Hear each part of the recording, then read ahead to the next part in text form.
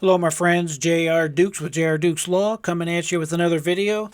Unfortunately today we're going to have to talk about the school shooting situation in Uvalde, Texas. The current statistics show that there are 19 dead children and 2 dead adults to date.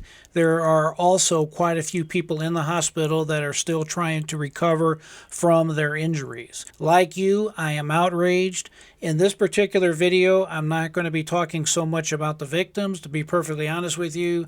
As a father of 5 children and a father to 1 stepson, I can assure you that I can't talk about it straight up because I will frankly break down bawling, which is not what I am here to do. Today's objective is to give you my take on exactly what's going on in this situation so you know how to interpret when your elected officials, when law enforcement are lying to you. They are not being, let's just say they're being less than truthful. The authorities just had a news conference just about 10-15 minutes from the time I started making this video, and they were giving quote-unquote details about exactly what happened in this particular situation. During this press conference by this Texas law enforcement officer, it was noteworthy that the conference itself was very brief. It lacked many details. The law enforcement officer refused to answer many questions posed to him by the press. He was, in my opinion, very, I don't want to say dismissive, but there was definitely a lack of details.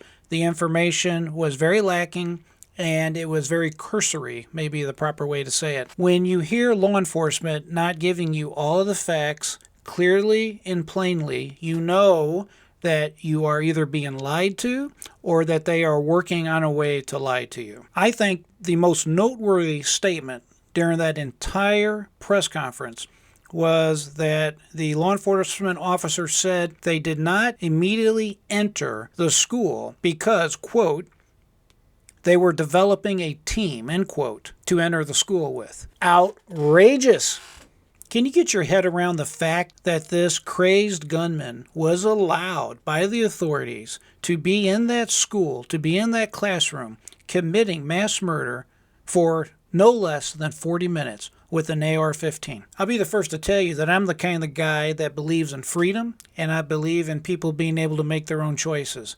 At the same time, something does seem wrong for a newly minted 18-year-old to be able to walk into a gun store and purchase an AR-15.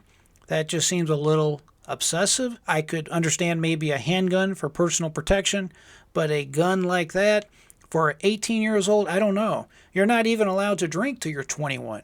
Why would they allow you to have an AR-15? Again, it's just my opinion.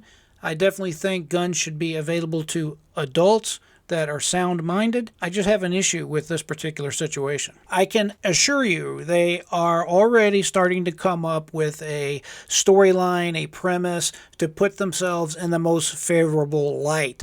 I think what is going to be very clear at the end of the day is that this crazy, deranged individual shot his grandmother in the face.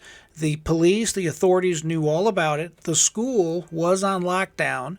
The front door was apparently left unlocked. Now explain to me how you have a school that is on lockdown. Someone is not monitoring the door coming in and out. I should say an armed person is not monitoring the door coming in and out. And robust, rigid, structured, rehearsed protocols are not in place. I don't understand this at all. It is very confusing. The official that was giving the press conference was being extremely vague. He was saying things, I took a few notes to share with you, that when the officers arrived on scene, that they were quote-unquote developing a team to send in there. Now, by the way, I want to be clear, the sources I'm using on this are CNN, Fox News, and the New York Times. For the most part, this has been pretty well broadcast on many news outlets. However, these are the 3 I'm focusing on. They were trying to develop a team. That is code for saying they delayed in entering the school. What the hell is going on? Why does this continue to happen? Why do we have these school shootings all the way back from Columbine all the way to this current massacre? This is ridiculous, and the solution is real simple. Obviously, you have the Democrats that's already up in arms trying to ban all the guns and trying to make us all, quote unquote, safe. They want us all to be bubble wrapped and put in a corner of a room and fed 2, 3, 4 meals a day. And basically your government takes care of everything for you. Well, friends, life is not like that. Life is dangerous. Life is tragic. I had a friend one time that told me life's a bitch and then you die. And if you don't have religious beliefs, if you don't have a religious foundation, if you don't have a purpose for being here like I do as a Christian, you're that much more behind the 8 ball and you're left with nothing but a complete sense of hopelessness. At any rate, in this particular case, it's very clear that the authorities, in my opinion, are starting what I would call a pretext. They're already telling you things along the lines that they were trying to develop a team before they went in. Obviously, the front door was unlocked at the school. There is a video that has surfaced, and the video is from an individual. I hope I say his name right. It's Hugo Cervantes. It is on a platform called Storyfied. This particular video that he took shows parents, adults, the community outside the school there at that Robb Elementary School pleading with the officers, please go in, please go in. The officers were preventing the parents from going in and trying to help their own children, yet they were not entering the building themselves. Basically, it's stand back, we don't want to lose our lives, your kids are just going to have to fend for themselves. This is ridiculous. This has to stop. It's very simple to stop this. Personally, I'm so sick of hearing about this gun violence crap, and we have to put a stop to this gun violence. This is not a situation where guns are going by themselves and killing people. This is a situation where we have a soft target like an elementary school that obviously does not have the proper type of protection. It allows an evil, a deranged, a sick, whatever your adjective is, individual to enter a school like that and literally massacre our children, especially when there is no school resource officer or no police that is on scene that has the balls to get up and immediately go in there and take this SOB out. It's just that simple. An example of this is over here in Parkland. And of course, I'm in Florida. Over here, if you all recall, not too long ago, I forgot the exact year, but you had the Parkland school massacre. And that's when a school resource officer, Scott Peterson, not related to the other Scott Peterson in California, school resource officer Scott Peterson is actually currently about to be tried, and he is charged with culpable negligence, child neglect, and perjury. He was supposed to protect those children. He was supposed to be there to help the kids in the event that there was a school shooting or some type of need. And what did he do? He lied about the fact that he all but hid while the gunman in that shooting went in there and massacred all of them kids. Well, I have a feeling you're going to have something like this happening in this particular story, and it is sad. It's an abomination. It is just wrong, and we have to stop it. It's not about gun control, my friends. It is about common sense and making these soft targets hard targets. It's about controlling access in and out of these schools. It's about having teachers that are allowed to carry guns if they meet certain qualifications. It is about having two types of law enforcement, if you will, there. First of all, we need police. The police need to be specially trained and sworn that if and when an active shooter shows up at the school, they will immediately go in there and they will do their damn best to take the SOB out. It's just that simple. Not somebody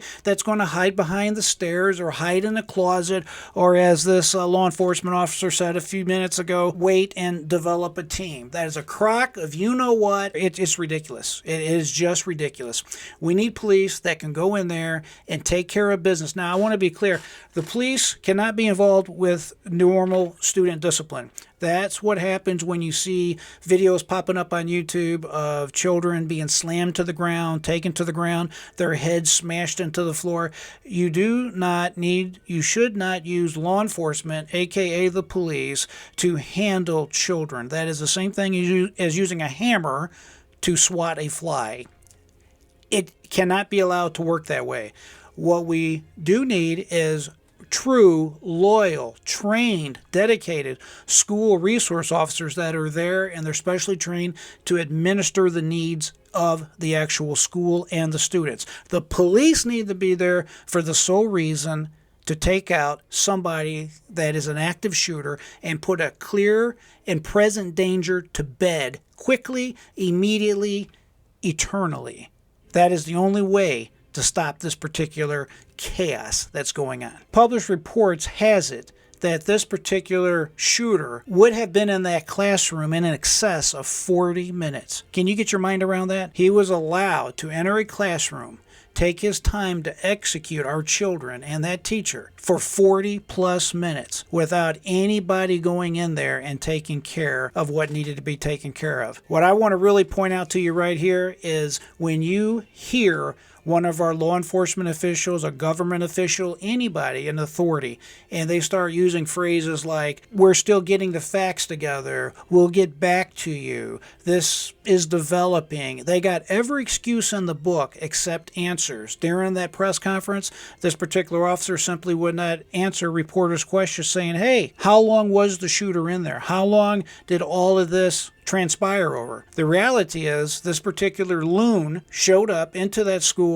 approximately at 11:30 a.m. Tuesday, and he was not taken out to sometime right after 1 o'clock p.m. So it goes without saying that our hearts, our prayers need to be for the people of this small town of Uvalde, Texas. I know that I will definitely continue praying for them all. I also hope that we make the changes that are necessary in order to ensure that we stop this type of craziness once and for all, and that the rhetoric stops and we take meaningful, common sense action to make sure that our schools are hardened and our children are safe. If you have any questions or comments, please put them in the section below. I'd like you to hit the thumbs up button. Be sure to subscribe to the channel. As always, my friends, keep that mind free and never give up. I am JR Dukes.